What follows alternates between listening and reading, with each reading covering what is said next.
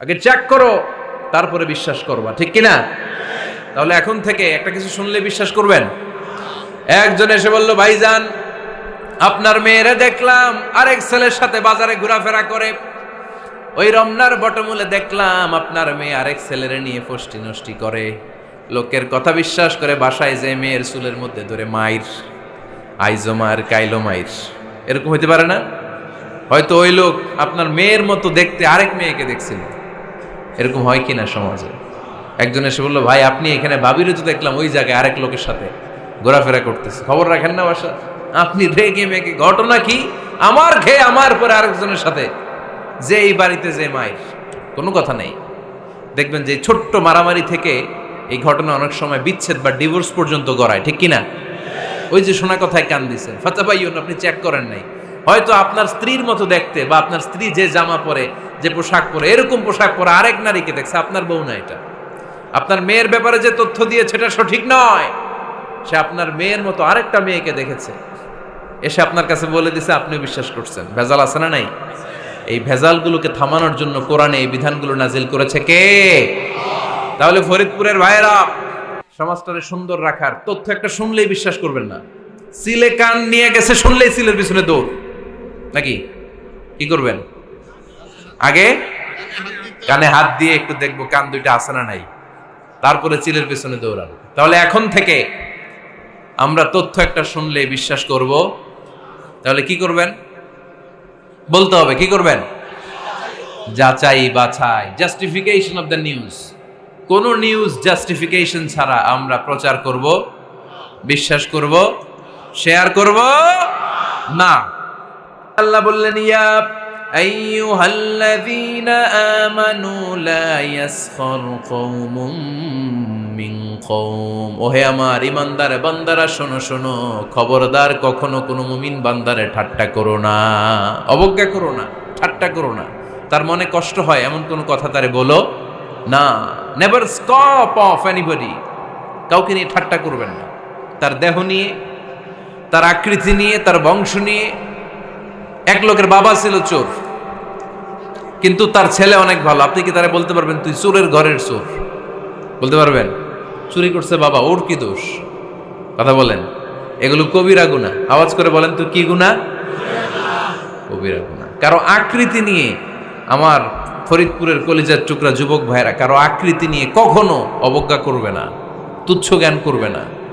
এটা কবিরা গুনাহ, এটা আল্লাহ খুব অপছন্দ করেন। এর কারণ আকৃতিটা আমাদের হাতে নাই। আমাদের কারো নাক লম্বা, কারো খাটো, আমরা কেউ কালো, কেউ সাদা, আমরা কেউ স্মার্ট, কেউ অন্যরকম। তো এই যে আমাদের এক এক ধরনের আকৃতি, এটা কি আমি বানাইছি? আপনি বানাইছেন? দিছে কে? এই জন্য কারো দেহের গঠন নিয়ে যদি আপনি অবজ্ঞা করেন, এটা প্রক্ষান্তরে আপনি স্রষ্টাকে নিয়ে অবজ্ঞা করলেন। কারো দেহের আকৃতি নিয়ে যদি আপনি তুচ্ছ করেন, তাকে তুচ্ছ করেননি, আমার রবকে আপনি তুচ্ছ করেছেন। চিল্লায় বলেন ঠিক কিনা? খবরদার, তুই কালু, তুই লম্বু, তুই মোটু, তুই কানা, তুই রোহিঙ্গা, আছে না নাই? ইদানিং ইদানিং এটা খুব চলে। এই রোহিঙ্গা নামটা আছে না? ফরিদপুরে এগুলো ঢুকে নাই না? আমাদের ওইদিকে দেখি কি অবস্থা, কারোর সাথে কেউ লাগলে কই তুই রোহিঙ্গা। কি আশ্চর্য, এই গালি কবে আসলো? হ্যাঁ, অনেক ধরনের গালি। ঢাকায় আর একটা চলে ফইন্নির ভূত, কি বলে? এই এগুলো আগে শুনি নাই আমরা, রিসেন্ট এগুলো বলা শুরু করছে। ফইন্নির ভূত, রোহিঙ্গা না। এগুলো বলে আপনি কাউকে অবজ্ঞা করতে পারবেন? পারবেন না। খবরদার, এটা কবিরা গুনাহ, এটা ছোট গুনাহ মনে করবেন না। কারণ আকৃতি নিয়ে তুচ্ছ করা যায় না, কারণ আকৃতি দান করেছে কে? হুয়াল্লাযী ইউসাউইরুকুম ফিল আরহামি কাইফা ইয়াশা, লা ইলাহা ইল্লা হুয়াল আজিজুল হাকীম। তিনি এমন সত্তা, যিনি তোমাদের চেহারার অবয়ব দিয়েছেন, তোমাদের আকৃতি দান করেছেন তখন যখন তোমরা মায়ের পেটের ভেতরে ছোট্ট জোকের মতো ছিলা। মায়ের পেটের ভেতরে আমরা যখন সবাই এত ছোট্ট, তখনই আমাদের চেহারার আকৃতি দিয়েছে কে? কে সুন্দর হব, কে ছেলে হব, কে মেয়ে হব, কে মোটা হব, কে চিকন হব আমার ইচ্ছা হয়েছি? আওয়াজ করে বলতে হবে, কার ইচ্ছায়? প্রত্যেককে যদি আল্লাহ প্রত্যেকের নিজের চেহারা ডিজাইন করতে দিতেন, আল্লাহ যদি বলতেন তোমার চেহারাটা কেমন হবে তুমিই ডিজাইন করো, তাহলে আপনি আপনারা কেমন বানাতেন? হ্যাঁ বলেন, ফরিদপুরের ভাইরা বলেন, সুন্দর করে বানাতেন তাই না? সবচাইতে স্মার্ট, সবচেয়ে সুন্দর করে আমি আমার চেহারাটা বানাতাম যদি আমাকে ডিজাইন করার সুযোগ দেওয়া হতো। কিন্তু এই সুযোগ তো আল্লাহ দেন নাই। ডিজাইন স্বয়ং করে দিয়েছেন কে? কোন নারীকে যদি আল্লাহ বলতে এই নারীরা তোমাদের চেহারা কার কেমন লাগবে তোমরা বানাও, প্রত্যেক নারী কি করতো? বিশ্ব সুন্দরী করে নিজেকে বানাতো।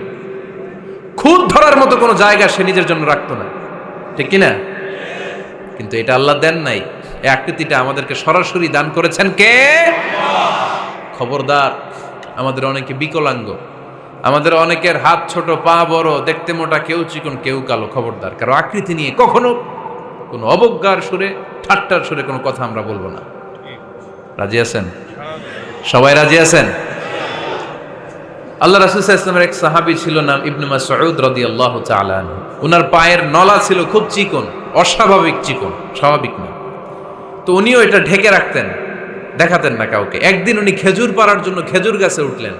খেজুর গাছে ওঠার পরে নিচ থেকে সাহাবারা পায়ের চিকন নলা দেখে ফেলছে। দেখে সবাই হাসি, সবাই হেসে কুটি কুটি। বিশ্বনবী বললেন, হেসো না, খবরদার, আমার ইবনে মাসুদের পায়ের চিকন নলা দেখে হেসো না। আমার ইবনে মাসুদের এই পায়ের চিকন নলা যদি মিজানের পাল্লায় উঠিয়ে দেয়া হয়, কিয়ামতের দিন উহুদ পাহাড়ের চেয়েও ভারী হয়ে যাবে। খবরদার, আমার ইবনে মাসুদকে আমার আল্লাহ অনেক পছন্দ করে, তার পা চিকন দেখে তাকে তুচ্ছ করো না। আল্লাহর হাবিব সাল্লাল্লাহু আলাইহি ইসলামের 11 জন স্ত্রীর মধ্য থেকে একজন স্ত্রী ছিলেন একজন স্থূল আকৃতির, অবিসিটি ছিল, একটু মোটা। ওনার নাম ছিল সাফিয়া রাদিয়াল্লাহু তাআলা আনহা। আম্মা জান আয়েশার সাথে একবার সাফিয়ার ঝগড়া। নবীদের বউদের মাঝে মাঝে মাঝে ঝগড়া হতো, তবে সেটা হতো মধুর ঝগড়া। সুবহানাল্লাহ পড়েন।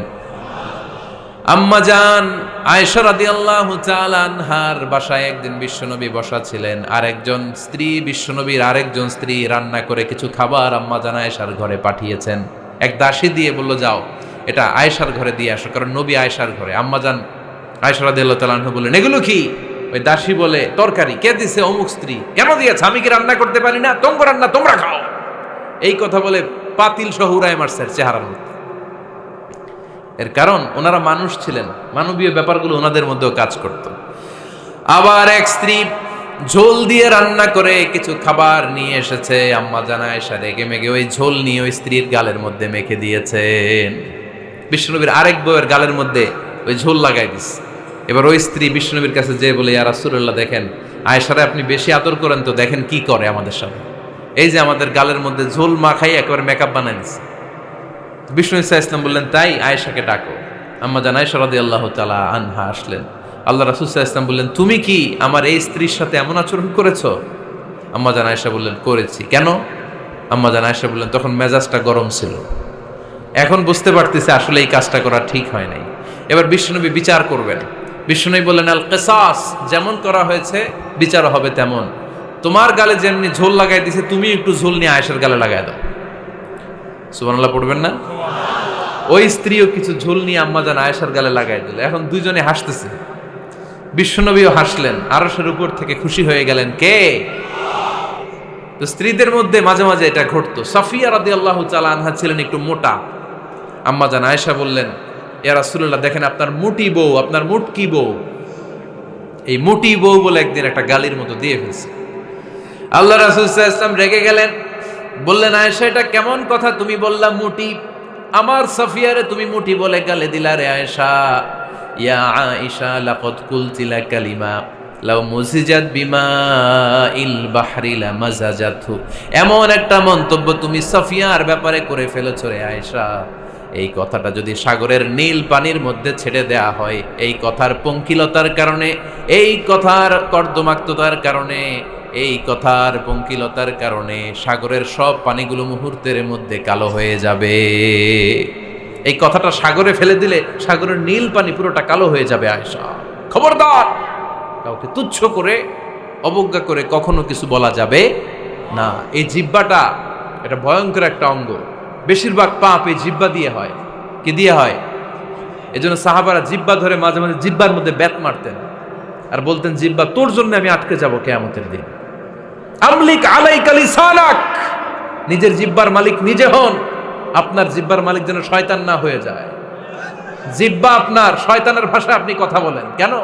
খবরদার, প্রতিটা কমেন্ট, প্রতিটা কথা, প্রতিটা মন্তব্য, এগুলোর ব্যাপারে কিয়ামতের দিন পাই টু পাই করে আপনার কাছে আল্লাহর সুপ্রিম কোর্টের কাঠগড়ায় দাঁড় করিয়ে আপনারা জিজ্ঞেস করবে কে?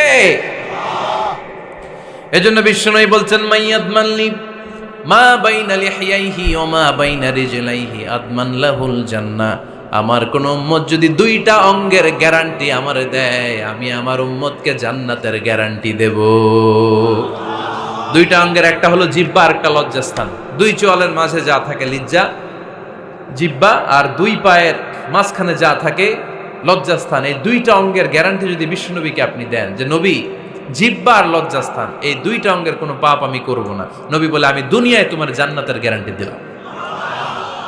এজন্য জিহ্বাটারে সামলান, যা মনে চায় বললেন না। খবর আছে না নাই? খবর আছে। মা ইয়ালফিযু মিন কাউলিন ইল্লা লাদাইহি রাকীবুন আতীদ। যা মুখ দিয়ে বের হয় লিখে রাখার জন্য দুইজন ফেরেশতা রেডি করে রেখেছে কে? চিল্লায় বলেন। যতদিন আমরা বেঁচে থাকবো ততদিন থাকবে আমাদের কাঁধে। আমরা মরে যাবো, এই ফেরেশতারা উড়াল দিবে, ঠিক কিনা? দুই কান্দে জি ছিল যে তোমার দুইজনা পাহারা, তোমারে একলা থইয়া পালাইছে তাহারা। তোমার আটকুঠুরি নয় দরজা বন্ধ এবার হলো রে হলো। মুখে আল্লাহ রসুল সবে বলো, ও মুখে আল্লাহ রসুল সবে বলো। দুয়ারে আইসাছে পালকি নাই হরি গাও তোলো রে তোলো। মুখে আল্লাহ রসুল সবে বলো, ঠিক না? এজন্য সাবধান। আমলিক আলাইকা লিসানাক, নিজের জিহ্বার মালিক নিজে হন। মন যা চায় মুমিন তখন ইচ্ছা মতো মন মতো কোনো মন্তব্য ছুটতে পারে না। বিশ্বাসী বলে যদি নিজেকে দাবি করেন, নিজের জিহ্বার মালিক নিজে থাকার দরকার আছে না নাই?